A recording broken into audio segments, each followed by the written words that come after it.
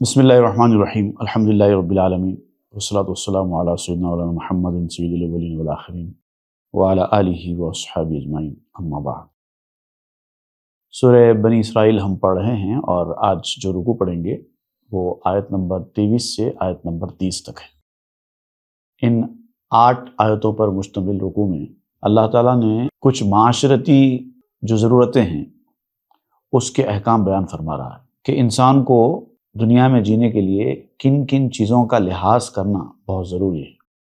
اعوذ باللہ من الشیطان الرجیم۔ وَقَضَىٰ رَبُّكَ أَلَّا تَعْبُدُوا إِلَّا إِيَّاهُ وَبِالْوَالِدَيْنِ إِحْسَانًا إِمَّا يَبْلُغَنَّ عِندَكَ الْكِبَرَ أَحَدُهُمَا أَوْ كِلَاهُمَا فَلَا تَقُل لَّهُمَا أُفٍّ وَلَا تَنْهَرْهُمَا وَقُل لَّهُمَا قَوْلًا كَرِيمًا۔ صدق اللہ العظیم۔ تمہارے رب نے تمہارے لیے ایک حکم فرمایا ہے، اور وہ حکم یہ ہے، سب سے پہلا حکم یہ ہے کہ اللہ تعبدوا الا ایہ، کہ اس کے سوا کسی کی عبادت نہ کریں۔ پہلا حکم یہ ہے، باقی جتنے حکم بعد میں آتے جائیں گے، اوامر و نواہی کے، حرام حلال کے، معاشرتی آداب کے، سب اس کے تابع ہوں گے۔ سب سے پہلا حکم یہ ہے کہ اللہ کے سوا کسی کی عبادت نہ کریں۔ وبالوالدین احسانا، اب اس آیت میں سب سے پہلے جو حکم دیا جا رہا ہے اپنے والدین کے ساتھ اچھا سلوک کرنے کا۔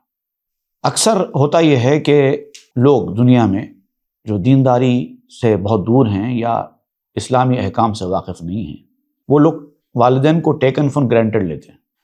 وہ بھول جاتے ہیں بچپن میں ان کے ساتھ ان کے والدین نے کیا کیا، کتنی تکلیفیں جھیلی، کتنی پریشانیاں اٹھائیں، کیسے ان کے اوپر توجہ کر کے اپنی محنت، اپنا وقت، سب کچھ ان کے اوپر لگایا، ان کے دکھ درد کا خیال کیا، ان کو چھوٹے سے بڑا کیا، جس طرح سے بھی کیا، ان کے بساط کے مطابق ہو یا جیسے بھی ہو، وہ بڑا کیا، وہ سب بھول جاتے ہیں۔ اب ان کو یہ یاد رہتا ہے کہ میری ایک پرسنالٹی ہے، میں ایک شخصیت ہے میری، اور یہ والدین سے مجھے کوئی فائدہ نہیں ہے، کیونکہ اب تو فائدہ ختم ہو گیا، اور خاص طور سے اس وقت والدین جب بڑھاپے کی عمر کو پہنچ جائیں، اب وہ کچھ کرنے کے قابل نہیں ہیں، تو ایسے وقت پر والدین کی اہمیت کو نظر انداز کیا جاتا ہے۔ تو اللہ تعالیٰ فرماتا ہے کہ ایسا نہیں ہے، والدین آپ کے چاہے کچھ کرنے کے قابل نہ رہیں، تب بھی آپ کو حکم دیا جاتا ہے کہ آپ اپنے والدین کے ساتھ اچھا سلوک کرو۔ اب اچھا سلوک کرنے کے بہت تفصیلی احکام ہیں۔ آپ سے جتنا ہو سکتا ہے آپ اتنا کرو، جتنے استطاعت ہے ان کے ساتھ اچھا سلوک کرنے کی کرو، اور اگر آپ بالکل کچھ نہیں کر سکتے، آپ کے ہاتھ میں کچھ نہیں ہے، آپ خود مفلسی کی زندگی گزار رہے ہیں، ان کی ضرورتیں پوری نہیں کر سکتے، کچھ کرنے کے قابل نہیں ہیں، تب بھی اچھی بات تو کر سکتے ہیں، ان کے غصے کو سہ تو سکتے ہیں۔ اگر والدین ظلم و ستم کرنے والے بھی ہیں تب بھی آپ ان کو سہنا چاہیے، یہ حکم دیا جا رہا ہے۔ بہت وبالوالدین احسانہ کے جو احکام ہیں بہت طویل ہے۔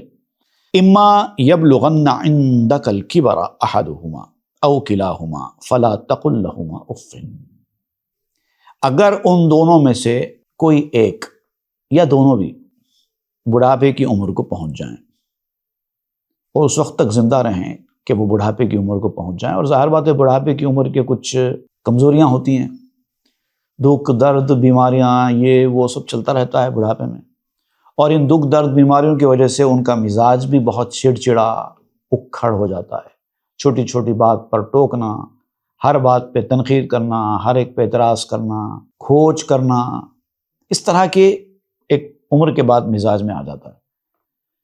کچھ لوگوں کے مزاج میں تو پہلے سے ہوتا ہے، وہ بڑھ جاتا ہے بڑھاپے میں، اور جس کے مزاج میں نہیں ہوتا وہ بھی ایک عمر کے بعد یہ ساری چیزیں ان کے پاس آ جاتی ہیں۔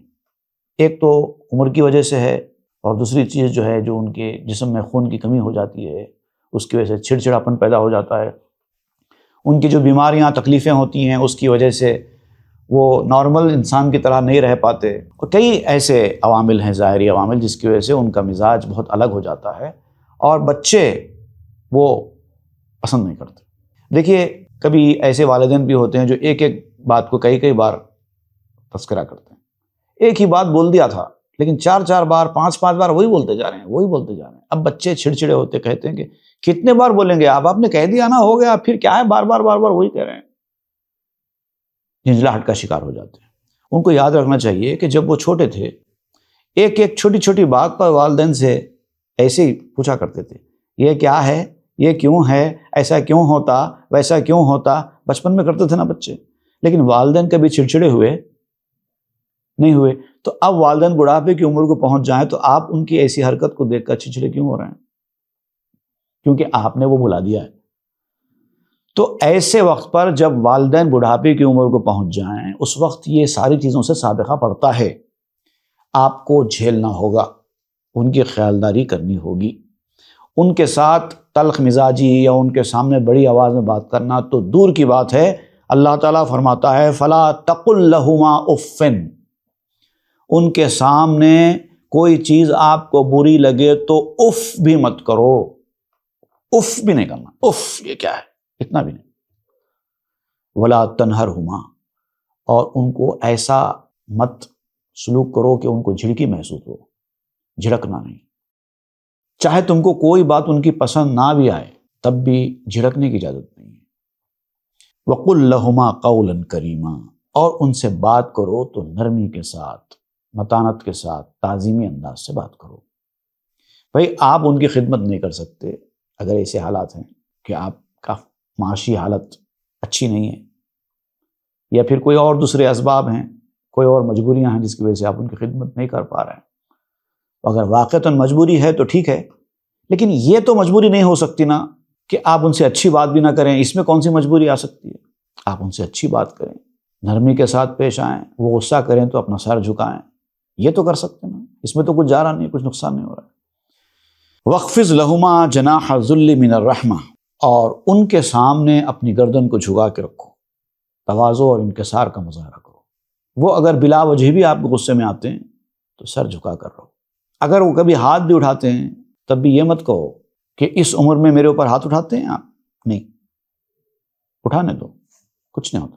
وَقُلْ رَبِّ ارْحَمْهُمَا كَمَا رَبَّيَانِي صَغِيرًا، اور ان کے حق میں دعا بھی کرتے رہو، رحم کی دعا کرتے رہو. پروردگار میرے ماں باپ پر رحم کر، جیسے کہ انہوں نے مجھے پالا پوسا تھا جب کہ میں چھوٹا تھا. جب میں چھوٹا تھا تو انہوں نے میرے ساتھ جو سلوک کیا، اب اگر میں ان کے ساتھ ویسا سلوک نہیں کر پا رہا ہوں تو کم سے کم دعا تو کر سکتا ہوں.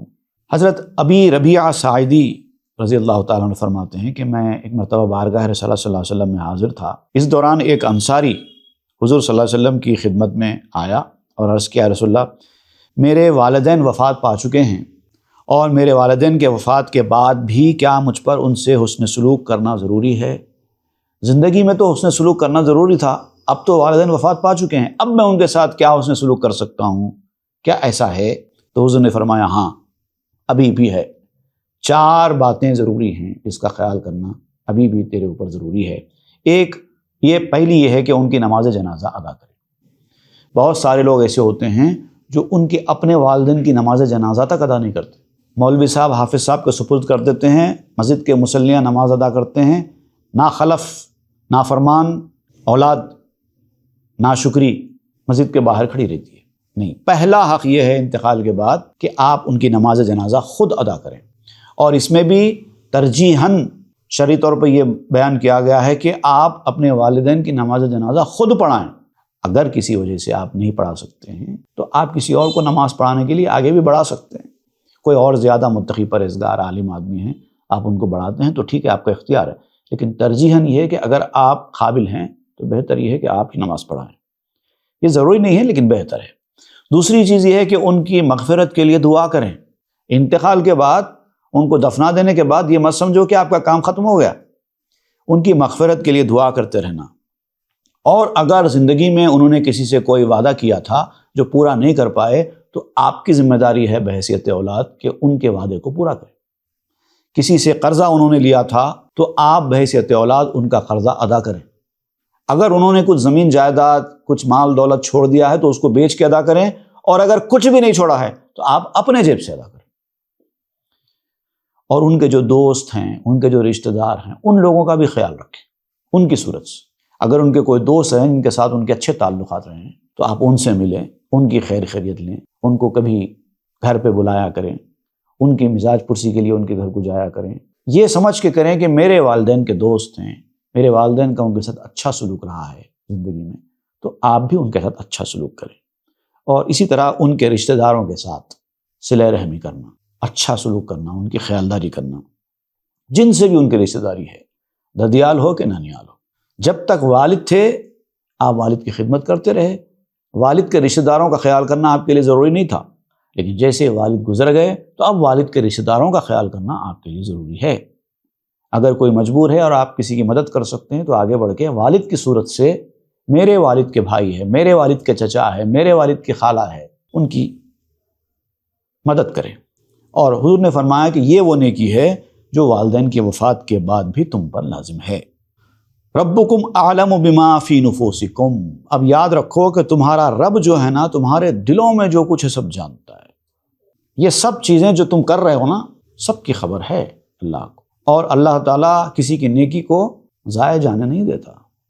ان تکونوا صالحین فانہ کان للاوابین غفورا، اگر تم نیک کردار ثابت ہو جاؤ گے ایسے اعمال کے ذریعے، اللہ کے احکام کی تعمیل کے ذریعے، اگر تمہارا نیک کردار ہونا ثابت ہو جائے گا تو یاد رکھو تو ایسے اواب لوگوں کی اللہ تعالیٰ مغفرت کرنے والا ہے، ان کو بخشنے والا ہے۔ اواب کہتے ہیں بہت زیادہ اللہ تعالیٰ کی جانب رجوع کرنے والا، توبہ کرنے والا۔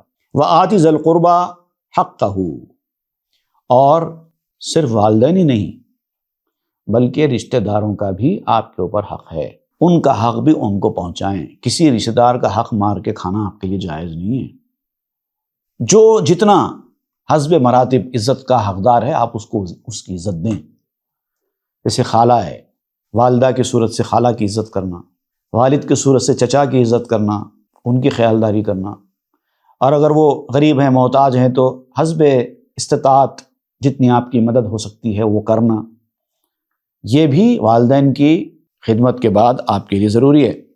ایک حدیث شریف میں آتا ہے من احب ان یبسط لہ فی رزقہ وینسع لہ فی اجلہ فلیصل رحمہ، جو شخص اس بات کو پسند کرتا ہے کہ اس کی روزی میں برکت ہو، اس کا رزق فراخ ہو اور اس کی عمر دراز ہو، دو چیزیں، عمر بڑی ہونا اور آپ کا رزق وسیع ہونا، یہ دو چیزیں اگر آپ کو چاہیے تو اس کا یہ طریقہ حدیث میں بیان کیا گیا ہے کہ اپنے رشتہ داروں کے ساتھ اچھا سلوک کیا کرو۔ والمسکین وابن السبیل، اسی طریقے سے اس کے بعد کا درجہ آتا ہے غریبوں کی مدد کرنے کا، اور پھر وابن السبیل مسافر، ایسے مسافر جو دوسرے وطن سے، دوسرے شہر سے آپ کے شہر میں آ کے بس گئے، ان کا ٹھکانہ نہیں ہے رہنے کرنے کا، ایسے میں آپ ان کی مدد کریں، ان کا خیال کریں، ان کی مہمان نوازی کریں۔ یہ اسٹیپ بائی اسٹیپ بتایا گیا ہے، تو اس میں آپ خرچ کرو۔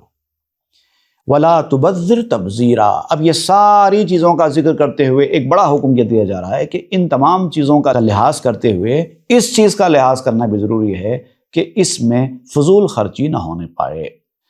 کون سی بھی چیز جب ضرورت سے کم خرچ کی جاتی ہے تو وہ کنجوسی کہلاتی ہے، بخالت کہلاتی ہے۔ اگر کوئی چیز ایسی ہے جس کے لیے 10 روپے کا خرچہ آتا ہے اور آپ 10 روپے خرچ نہیں کر رہے ہیں، حالانکہ وہ ضروری چیز ہے، 8 میں 6 میں کام چلا کے اپنی ضرورت کو پورا نہیں کرتے ہیں، وہ کنجوسی ہوگی۔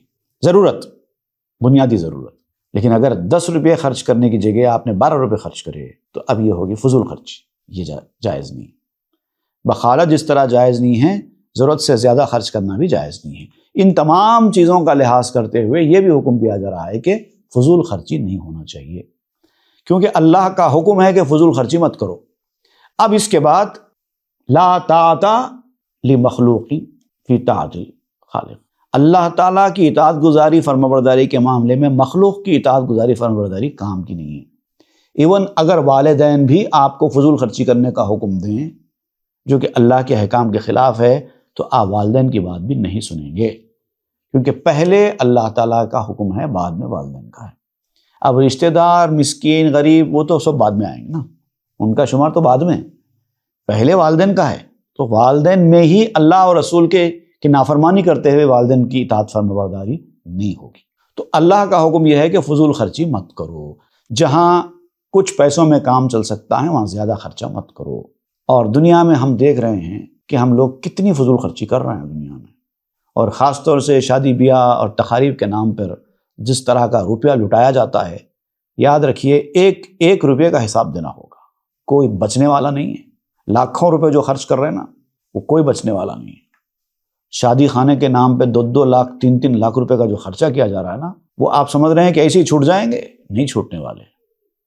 حساب اپنا نہیں ہوگا، فقط اپنی کمائی کا حساب خرچ بھی دینا پڑے گا، پائی پائی کا، سب پھنسیں گے. ان المبذرین کانوا اخوان الشیاطین. اب یہ ٹائٹل دیا جا رہا ہے فضول خرچی کرنے والوں کو. فضول خرچی کرنے والے شیطانوں کے بھائی ہیں،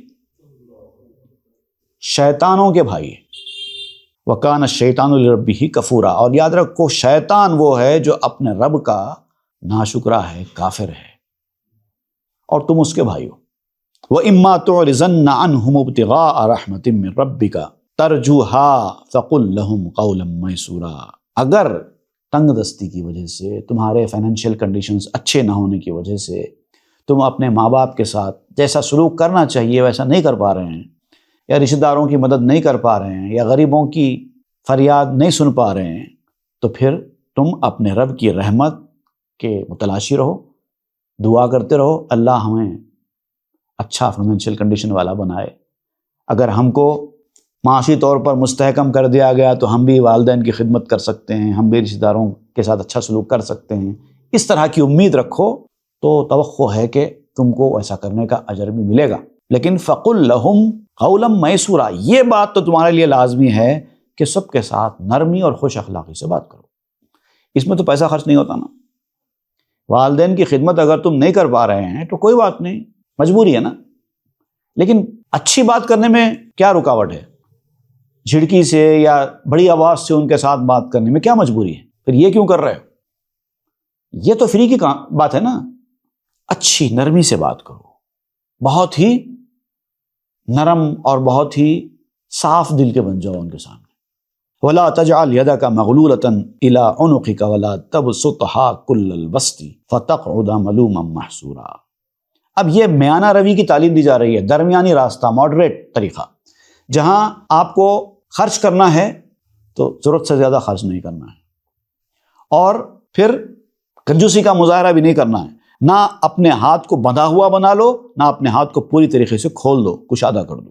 کنجوسی کا ایسا مظاہرہ بھی مت کرو کہ جہاں خرچ کرنا ہے وہاں بھی نہیں خرچ کر رہے ہیں، اور فضول خرچی کا ایسا مظاہرہ بھی مت کرو جہاں خرچ کرنے کی ضرورت ہی نہیں ہے وہاں پر بھی خرچ کر رہے ہیں. دونوں طریقے غلط. صحیح طریقہ کیا ہے؟ جہاں جتنی ضرورت ہے اتنی کرو، جہاں ضرورت نہیں ہے وہاں روک لو.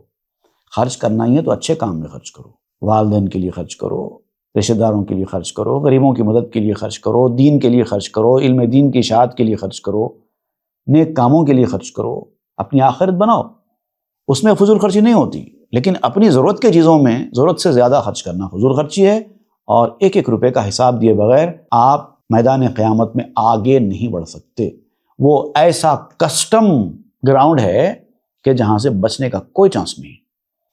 دنیا کے کسٹم سے آپ پھر بھی چکما دے کر نکل سکتے ہیں، لیکن اس کسٹم سے کوئی نکلنے والا نہیں ہے، اور ایک ایک روپیے کا حساب ہوگا. فَتَقْعُدَ مَلُومًا مَّحْسُورًا. اگر تم نے ایسا نہیں کیا، فضول خرچی کی یا بخالت اور کنجوسی کا مظاہرہ کیا، تو پھر ملامت کیے ہوئے، رائندہ درگاہ، جھڑکی کھائے ہوئے انسان کے جیسا حشر ہوگا آپ کا. ان ربک یبسط الرزق لمن یشاء ویقدر. یاد رکھو دنیا کے جو معاملات ہیں نا، رزق کا جو معاملہ ہے یہ اللہ تعالیٰ کے ہاتھ میں ہے.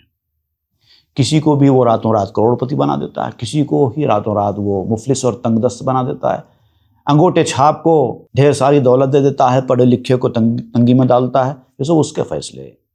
جس کے حق میں چاہے رب آپ کا کشادگی کرتا ہے، اور جس کے سامنے چاہے رزق کو تنگ کر دیتا ہے. یہ اس کا کام ہے. آپ کو جتنا دیا گیا ہے آپ کو وہ حساب سے کام کرنا ہوگا. انہ کان بعبادہ خبیرا بصیرا. آپ کو صرف یہ ذہن میں رکھنا ہوگا کہ آپ کا رب اپنے بندوں سے ہر چیز سے باخبر ہے، اور خوب جاننے والا، دیکھنے والا ہے، سب دیکھ رہا ہے. فضول خرچی کرنے والے کچھ وقت کے لیے یہ بھول جاتے ہیں کہ اللہ تعالیٰ ان کو دیکھ رہا ہے. اس غلط فہمی کا شکار ہوتے ہیں کہ کوئی ان کو نہیں دیکھ رہا ہے. نہیں، جیسے جیسے آپ کے جیب سے ایک ایک روپیہ خرچ ہوتے جائے گا، یہ مت سمجھو کہ صرف آپ کا جیب خالی ہو رہا ہے. یہ سمجھو کہ آپ قیامت میں اپنے لیے رکاوٹیں پیدا کر رہے ہیں. جتنا خرچ کرتے چلے جائیں گے اتنی مصیبت میں پھنستے چلے جائیں گے. اللہ تعالیٰ ہم کو محفوظ رکھے. صدق اللہ العظیم وصدق رسولہ النبی الامین الکریم ونحن علی ذلک من الشاہدین والشاکرین. آمین والحمد للہ رب العالمین.